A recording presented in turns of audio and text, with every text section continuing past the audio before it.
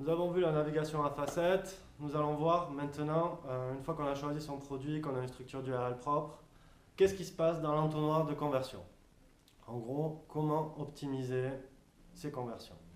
Alors, si vous avez un e-commerce, vous avez constaté énormément de pertes, de rebonds entre la page de mise au panier, si jamais vous la traquez. Aujourd'hui avec PrestaShop, c'est des pop-up qui s'affichent et vous n'avez pas forcément une vue sur tout. Mais entre la page de panier et la page de la première étape du process de commande, vous avez énormément de pertes. Pourquoi? Qu'est-ce qui se passe? Et après, à chaque étape, vous avez des pertes.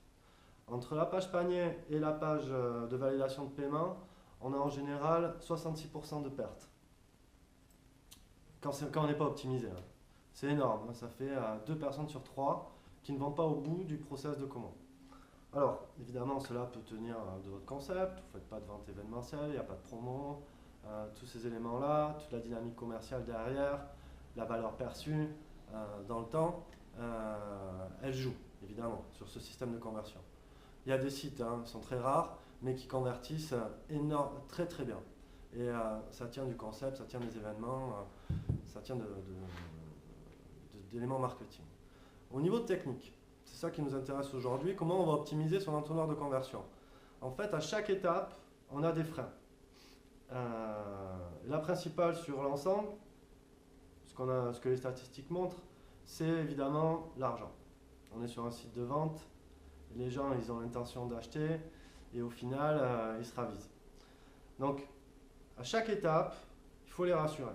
La page panier est super importante, il y a énormément d'éléments qu'on peut compléter dans une page de panier pour justement diminuer les pertes à cette étape-là.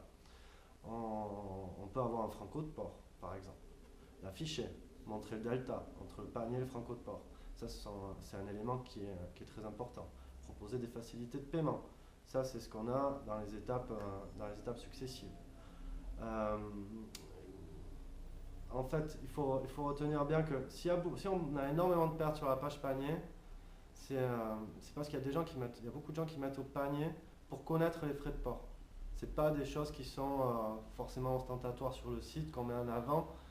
Mais s'il y a autant d'intentions d'achat et aussi peu de conversion, ça vient aussi de là. Les gens, ils ont besoin de cette information et elle peut être rédhibitoire. Moi, j'ai des petits clients, des artisans, comme celui du piment d'Espelette. Le panier moyen, avant qu'on travaille dessus, il était de l'ordre de 15-20 euros.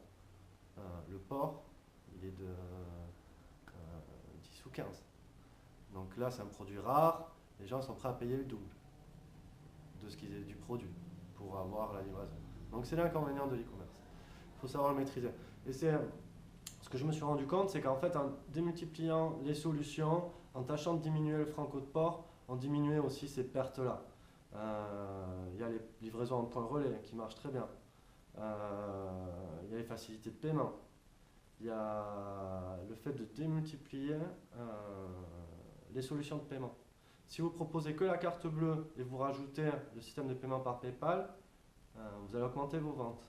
Parce qu'il y a tout simplement beaucoup de gens encore qui n'ont pas trop confiance en e-commerce, ou du moins on sait ce qui arrive partout, même Amazon s'est fait hacker tous les numéros de carte bleue qu'ils archivaient.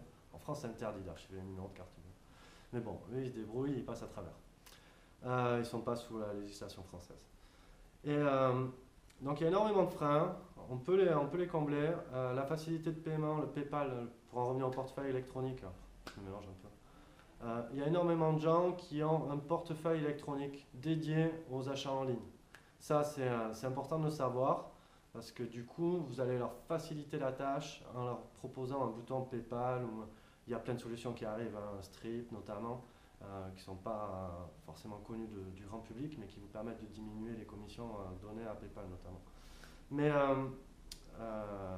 voilà, le fait de rajouter des solutions de paiement, des solutions de transport, ça va augmenter vos ventes.